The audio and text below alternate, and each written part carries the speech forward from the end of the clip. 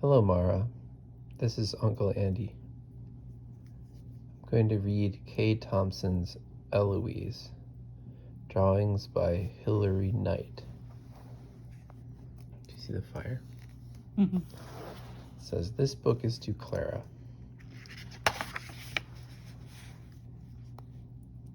A book for precocious grown-ups. I am Eloise. I am 6.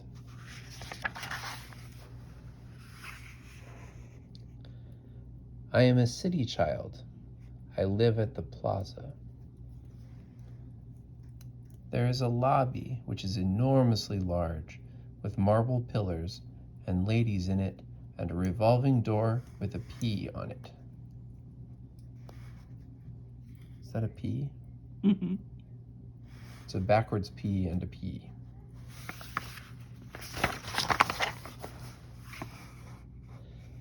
I spend an awful lot of time in the lobby. For instance, every day I have to go to the desk clerk to see what's happening there. Then I stop by the mail desk to see if they have any stamps.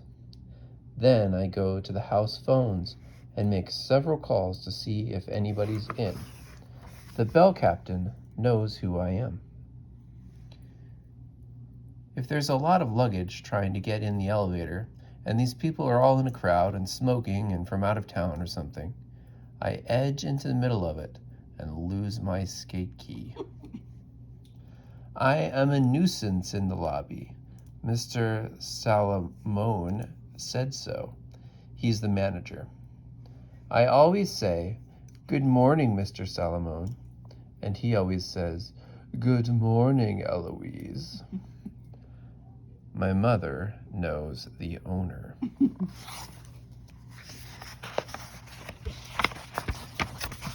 All stuck together. There we go. Oh, it's a long page. Ready? I live on the top floor. Of course, I am apt to be on any floor at any time. And if I want to go anywhere, I simply take the elevator. For instance, if I happen to be on the second floor, I just press that button until it comes up, and as soon as that door is open, I get in and say, "5th floor, please." And when those doors clank shut, we ride up, and I get out on the 5th floor, and as soon as that elevator is out of sight, I skibble up those stairs to the 8th floor, and then I press that button, and when the same elevator comes up, and as soon as that door is open, I get in and I say, "15th floor, please." And then when the doors clank shut, we ride up, and I get out on the 15th floor, and as soon as that elevator is out of sight, I skibble down to the 12th floor and press that button, and when that same elevator comes up and those doors open, I say, "The lobby, please." And then those doors clank shut and we ride down without saying absolutely one word, and then I get into the next elevator and go all the way up. Oh, something's happening. Elevator. Oh, this is her path. There she is. Begin here. We go up. End here. Oh, but we went down and oh, look at all the stairs. Gosh. And she ends up right here. End here. And then I get off at the top floor and look in the mirror at me.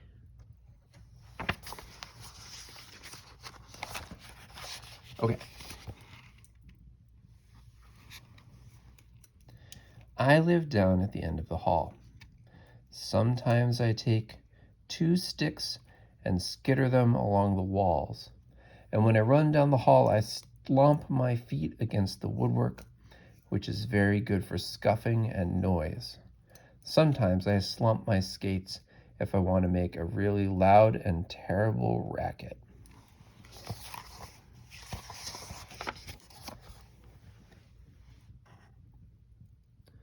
We have a buzzer on our front door. I always lean on it. That's how Nanny knows it's me, Eloise.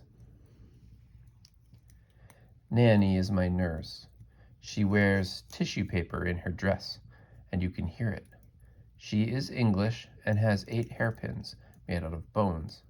She says that's all she needs in this life for Lord's sake. Nanny says she would rather I didn't talk all the time. She always says everything 3 times. Like, Eloise, you can't.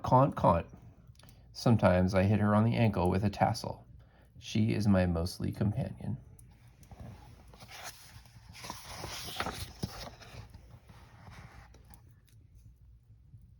I have my own room.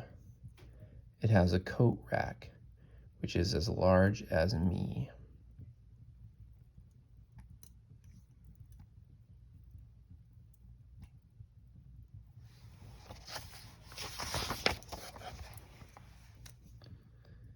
I have a dog that looks like a cat. His name is Weenie. Sometimes I put sunglasses on him.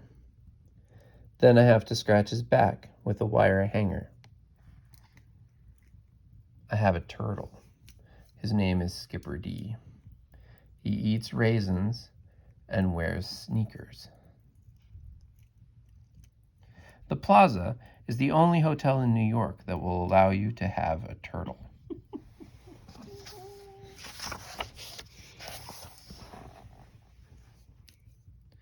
Skipper D and me, we always know it's morning because Weenie breathes in our face and kisses us. The absolutely first thing I have to do is braid Skipper D's ears. Otherwise he gets cross and develops a rash. Nanny gets up feeling tired, and puts on her kimono and skibbles over to slam those windows down shut so that we don't freeze. Then she stretches her muscles and feels fresh. Nanny yawns out loud. Then I pick up the telephone and call room service. Ooh, I absolutely love room service. They always know it's me. And they say, "Yes, Eloise?" And I always say, "Hello, this is me, Eloise, and would you kindly send 1 roast beef bone, 1 raisin, and 7 spoons to the top floor, and charge it, please. Thank you very much." Then I hang up and look at the ceiling for a while and think of a way to get a present. I usually yawn out loud several times.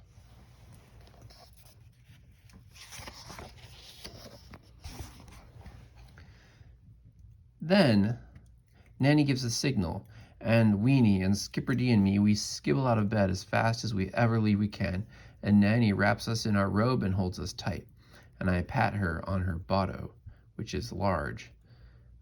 Then we have to do our morning duties and laugh and sing. Oh. Auntie Abigail, can you please sing this? The Royal Navy is up. Buckingham Palace is up, and even the BBC is up. Oh, what a lovely, oh, what a lovely, oh, what a lovely morning. Just like that. I'll read the other words. London from bottom to top is up, the keeper in the shop is up, and even Mrs. Mop is up. Oh, what a lovely morning. In Trafalgar Square the Bobby's up, in Piccadilly the Nippy's up, in Covent Garden the Clippy's up. Oh, what a lovely morning. And then, we's up and we gotta be jolly clean from head to toe and in between. Zup, good morning, and how you been? Oh, what a lovely morning. And then the last verse there is what Auntie Abigail's saying.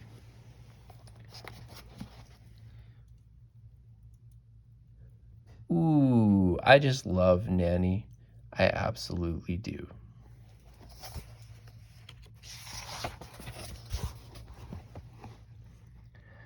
While I'm brushing my teeth, there is this pigeon who is always hanging around our bathroom window, and he does absolutely nothing but coo. He is fat and grizzly, and I holler at him, and he flies over to the Sherry Netherland for a while to see what they're up to. Weenie and me weigh 36, Nanny weighs 18 stones. Skipperdy weighs absolutely nothing at all, unless he has his sneakers on. Then, of course, he weighs 1/2. Then, Nanny puts on her corset, which is enormously large, but which is very good for her back. Kleenex makes a very good hat.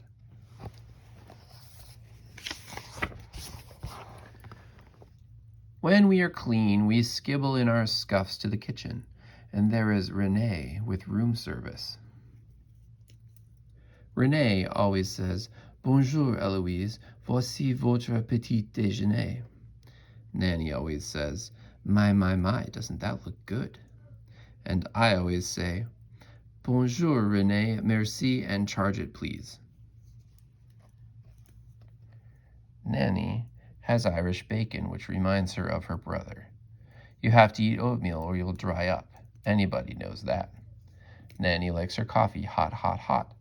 An egg cup makes a very good hat.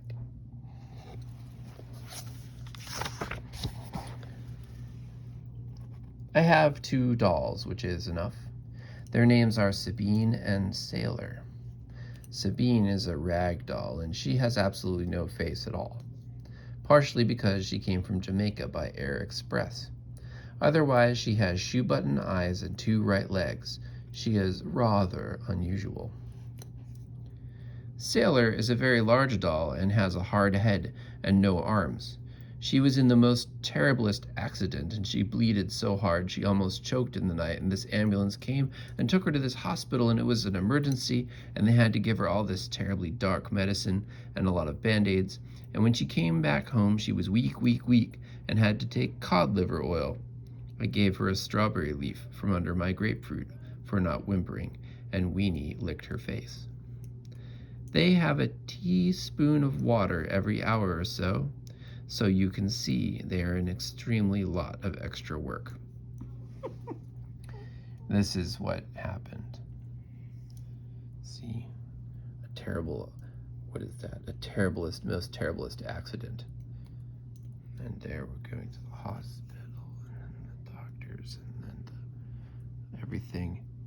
And here's what I like to do. Make things up.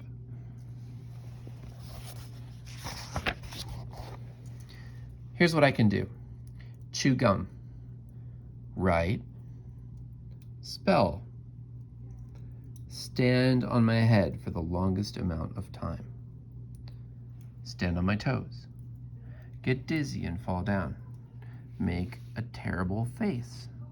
And here's the thing of it. Most of the time I'm on the telephone.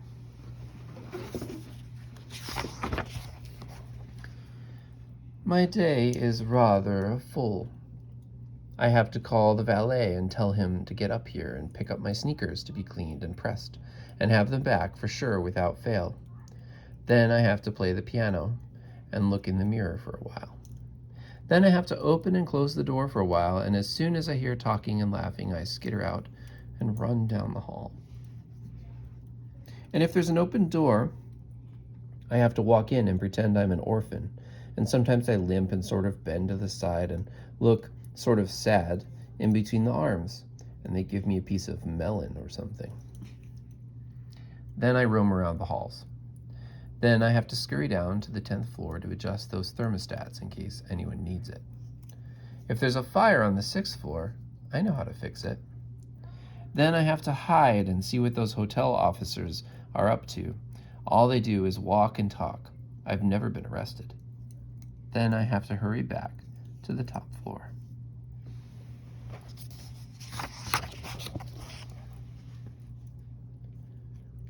One day, oops, that's not what it says. Our day maid's name is Joanna. She has earrings with garnets and is going to take her Social Security to Bavaria on her birthday. One time she saw this man in this hairnet, and he bawled her out for taking his razor blades. I have to help her put on those pillowcases or she'll never be through by 4, for Lord's sake. She has to be through by 4. Then I have to go around to that service elevator on the 6th floor to see what everybody's throwing away and if I want it or not, like ribbon or something like that.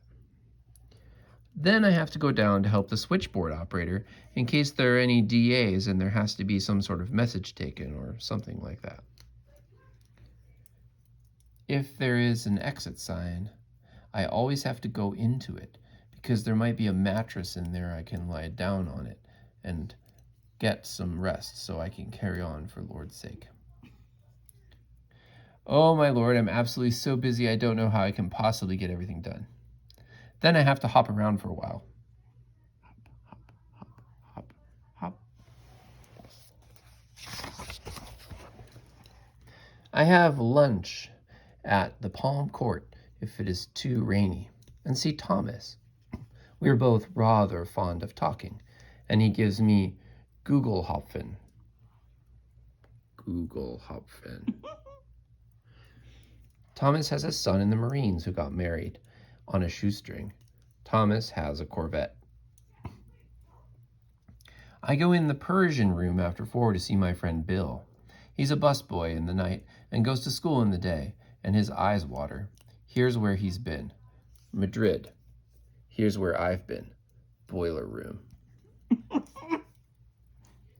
Then I scamper to the terrace room where those debutantes are prancing around.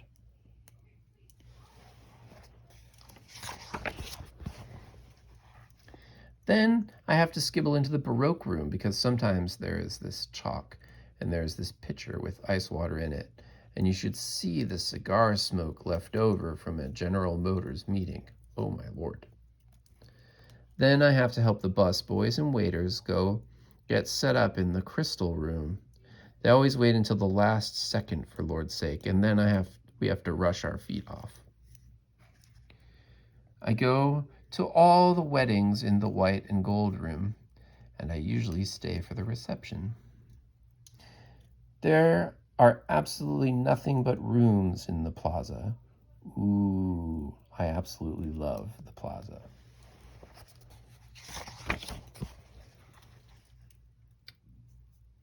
Sometimes, if they're having this enormous affair in the grand ballroom, I get there early to help Joe set up the lights in the ceiling. And before anybody gets there, we just scamper up this ladder and hide up there in those holes. Oh my Lord, is it ever swelteringly hot up there?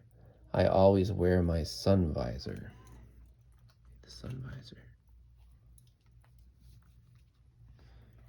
I am all over the hotel. Half the time I'm lost, but mostly I'm on the first floor because that's where catering is.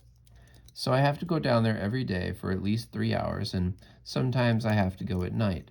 Oh my Lord, do they ever have a lot of things going on down there.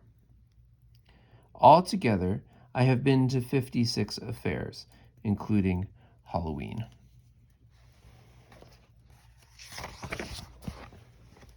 There's this oak room, which is to the right if you want to have a broken mint or something like that. And you have to go downstairs to the rendezvous room, which is very good for hiding over a long period of time and for doing a tour jeté or so. Are those marshmallows? The package room has all these packages in it, and sometimes I have to help lift those heavy boxes and look for small packages that might be for me, Eloise. Sometimes I go in the men's room, which is very good for playing railroad station or something like that. Every Wednesday, I have to go to the barber shop and have Vincent shape my hair. He does absolutely nothing but talk and swiggles me around in that chair and hurts my neck with that whisk broom. Sometimes I clonk him in the kneecap. Vincent says that if I'm not careful, I'm not going to have a hair on my head by the time I'm 7, for Lord's sake.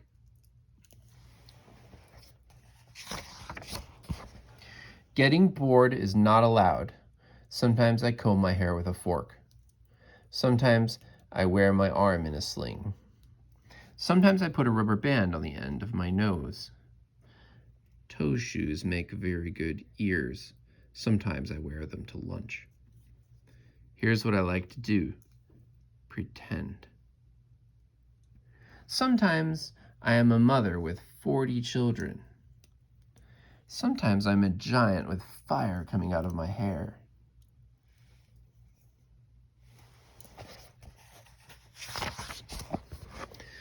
Sometimes I get terribly sick and have to be waited on.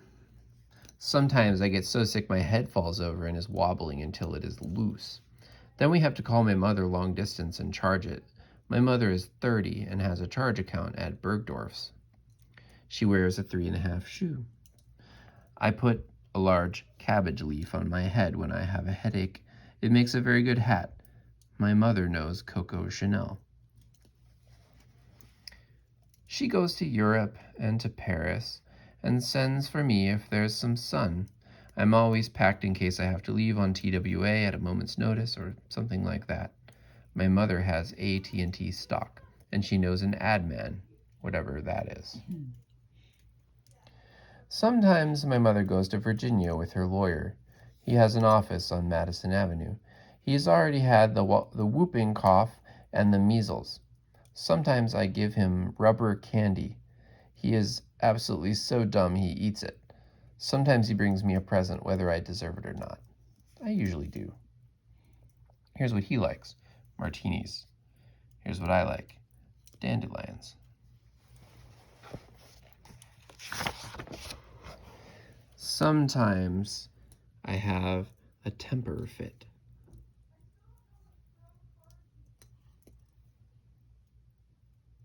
Oh, I think it goes this way.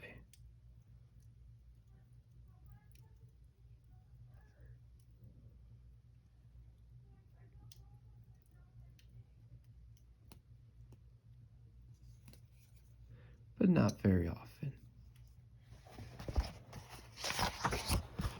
I absolutely dislike school. So Philip is my tutor. He goes to Andover. Mother knows the dean. He wears red garters and is boring, boring, boring. When we have our French lesson, he reads in French about La Petite Cousine de Marie and her jardin, and sometimes I listen to him, but not very often. Oh, this is a lot of writing. Maybe we'll look over here while I read it. Here's what makes Philip angry. He says, "Alors, nous commencerons." And I say, "Alors, nous commencerons." And he says, "Shall we settle down, Eloise?" And I say, "Shall we settle down, Eloise?" And he says, "That's quite enough, Eloise." And I say, "That's quite enough, Eloise." And he says, "I mean it, Eloise." And I say, "I mean it, Eloise," right back at him. And he looks at me with fiercely eyes, and I look right back at him with fiercely eyes. And then he says, "That will do, Eloise." And then I say, "That will do, Eloise." And then he shouts, "Eloise, I mean it." And then I shout, "Eloise, I mean it," right after him. And then he gets madder and says, "Stop it at once, Eloise." And then I say, "Stop it at once, Eloise." And then he stands up and says, "Very well, Eloise." And then I stand up and say, "Very well, Eloise." And then he walks around the room, and then I walk around the room, and then he screams, "Nanny!" And then I scream, "Nanny!" And Nanny comes in yelling, "No, no, no, Eloise." And she claps her hands, and Skipperty and me, we skibble over and hide behind the television, or fall dead behind a hidden door. And then Nanny puts her arm around Philip and calls room service and says, "Send 3 of everything, please." And when the waiter brings the check, Nanny signs my mother's name, and I simply tell him to "Charge it, please, and thank you very much." Then I do a cartwheel. Philip is always glad to go home.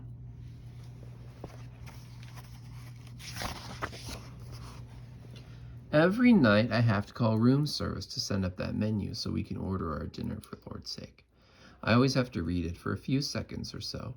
Then I just say, "I'll have the planked medallion of beef tenderloin with fresh vegetables maison, please, and 2 raisins, 1 strawberry leaf, and 1 clams in season, s'il vous plaît, and charge it, please. Thank you very much." Ooh, I absolutely love room service. The night maid's name is Lily. She married the engineer of the subway and cut her hair.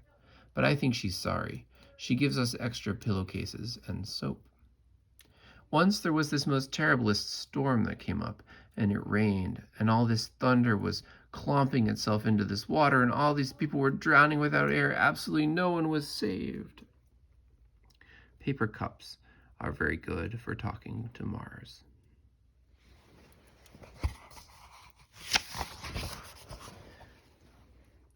TV is in the drawing room. I always watch it with my parasol in case there's some sort of glare. And oh my lord, when it's fight night, Nanny is absolutely wild and we have to scamper into our places and get ready. And Nanny has to find her players, and I have to get my binoculars and call room service and order 3 Pilsner beers for Nanny and 1 meringue glacé for me, Eloise, and charge it, please. Thank you very much. Here's what I hate. Howdy doody. Oh, I absolutely love TV. Every night when it's time to go to bed, Nanny yawns out loud and she says she is tired, tired, tired. I make as much noise as I possibly can, like turning on the phonograph really loud and hollering a lot. Then I have to brush Nanny's hair for her, and we both yawn out loud and get into our pajamas. Then I have to put on my "Don't Disturb" sign, see right there, and get Skipperty and Weenie and me all tucked in. And then Nanny opens the windows enormously wide so we can have air, air, air. And then she turns out the light. Nanny has a mole.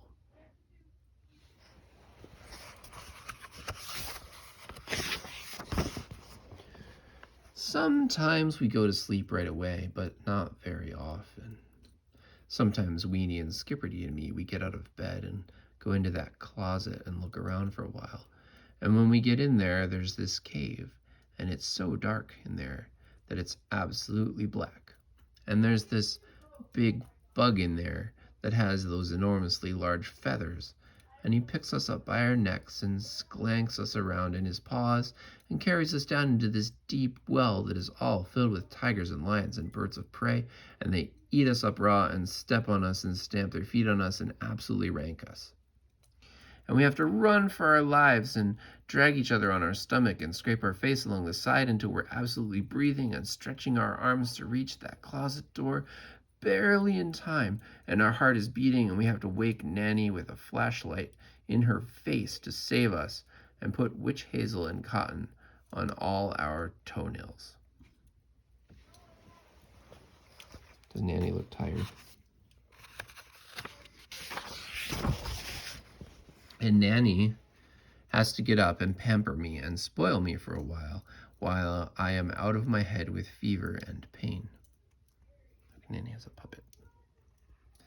After all, I am only 6. Oh my lord, there's so much to do. Tomorrow, I think I'll pour a pitcher of water down the mail chute. Oh, I absolutely love the plaza. The end. There goes Eloise. There's Skipperty. Yay!